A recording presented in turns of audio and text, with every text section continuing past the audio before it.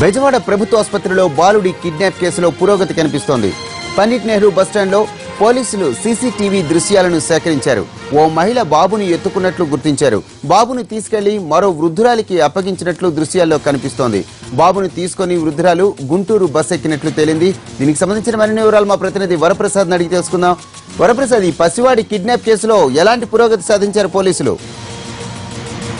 వరప్రసాద్ ప్రభుత్వ ఆసుపత్రిలో బాలుడి కిడ్నాప్ కలకలం సృష్టించి కిడ్నాప్ కు సంబంధించి హుటాహుటిన పోలీసులంతా కూడా విచారణ చేపట్టారు. ఇప్పటికే 4-5 టీములు ఈ సంఘటన గురించి విచారణ సాగిస్తున్నారు. అయితే ఈ పోలీసులు విచారణలో భాగంగా మొదట బస్ స్టాండ్ ని సమీపించడం జరిగింది. బస్ స్టాండ్ లో ఎవరైనా ఒక మహిళ గాని బాబుతో కనపడిందన్న కోణంలో సీసీటీవీ ఫుటేజ్ ని ఇప్పటికే పరిశీలించారు. ఆ ఫుటేజ్ లో ఒక వృద్ధురాలు వేరొక మహిళకి ఈ బాబును అప్పగించడం అనేది చూశారు. అయితే ఆసుపత్రి నుంచి దొంగిలించిన మహిళ ఒక వృద్ధురాలికి ఈ బాబుని ఇచ్చి ఉంటుంది. అదే విధంగా ఆ వృద్ధురాలు మరొక అమ్మాయికి ఎవరైతే బాబును కావాలనుకున్నారో ఆ అమ్మాయికి ఇచ్చి ఉంటుందని చెప్పి పోలీసులు అనుమానిస్తున్నారు. ఆ కోణంలోనే దర్యాప్తు కూడా చేస్తున్నారు. అయితే సీసీటీవీలో ఫుటేజ్ ఆధారంగా చూసినట్లయితే ఒక వృద్ధురాలు ఎవరైతే ఉన్నారో ఆ వృద్ధురాలు చిన్న బాబుతో కనిపించడం, ఆ వృద్ధురాలు ఆ బాబుని వేరొక మహిళకు, మిడిల్ ఏజ్ ఉన్న మహిళకు అప్పగించడం అనేది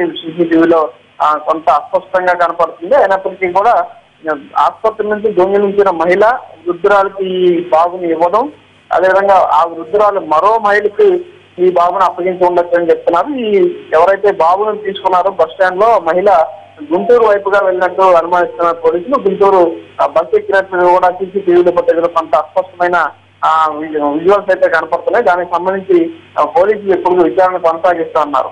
అయితే బస్ స్టాండ్ లో ఉన్న సీసీటీవీ ఫుటేజ్ ను ఇప్పటికే కొంత మీడియాకి ఇవ్వడం జరిగింది. మరి కొంతసేపట్లో ఆ విజువల్స్ కూడా మనకు లభిస్తాయి. వరకు రైట్, థ్యాంక్ యూ ప్రసాద్.